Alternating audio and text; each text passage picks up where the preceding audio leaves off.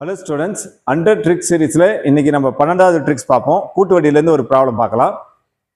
ஒரு தொகையானது கூட்டு வட்டி மூலம் 4 வருடங்களில் 3 மடங்காகிறது.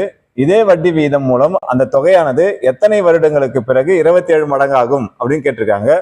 இப்போ நம்மளுக்கு 4 இயர்ஸில் அது 3 மடங்கா மாறி இருக்கு. எத்தனை ஆண்டுகள்ல 27 மடங்கா மாறும் அப்படின்னு கொஸ்டின் கேட்டிருக்காங்க.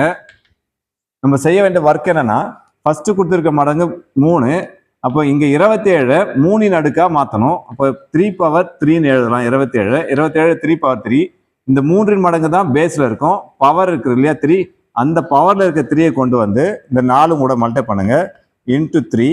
இப்போ 4 இன்ட்டு 3 மல்டிப்ளை பண்ணீங்கன்னா 12 இயர்ஸ். இப்போ 12 ஆண்டுகளில் அந்த தொகை 27 மடங்காக மாறும். Therefore, answer is B option.